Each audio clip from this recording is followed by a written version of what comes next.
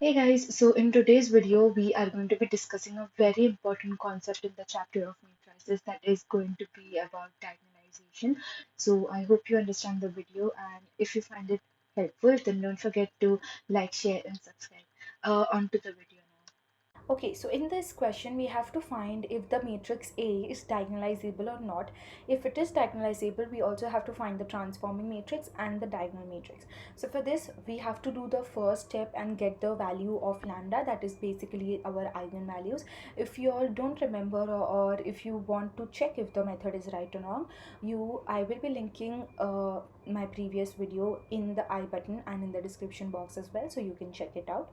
So what we are going to do now here is, if you observe, all of the values of lambda are unique. 1, 2, 3, all of them are different from each other. So we consider the matrix A to be diagonalizable. So that is why we write here matrix A is diagonalizable.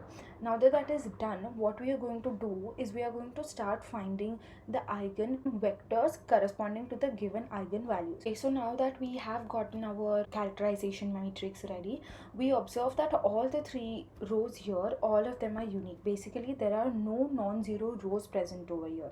So what we say because of that is that our matrix A with respect to lambda equals 1 is going to be diagonalizable.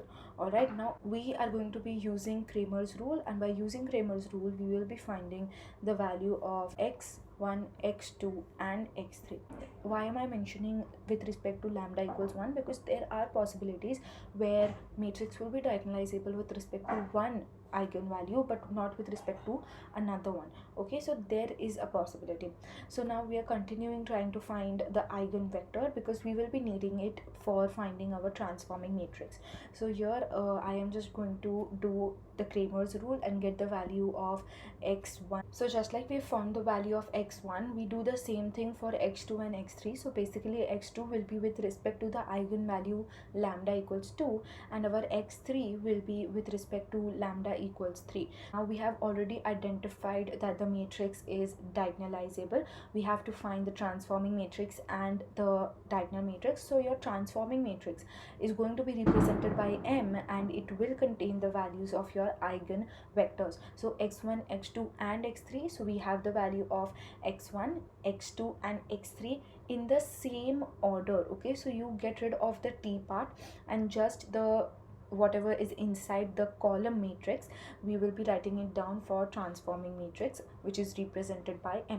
And now for the diagonal matrix, we will be representing it by D, and that will be equal to the row matrix of our lambda 1, lambda 2 and lambda 3. So this one that you see here has to be with relation to the transforming matrix M. So if you are writing x1, x3 and x2, then your diagonal matrix will be lambda 1, lambda 3 and lambda 2. It is important for us to know this because many a times in the MCQ questions we get asked such kind of questions, and then if we make a mistake, क्योंकि वो matrix same नहीं है, अगर lambda 1, lambda 2, lambda 3 sequence में लिखा हुआ है, so our transform matrix also needs to be in that sequence only.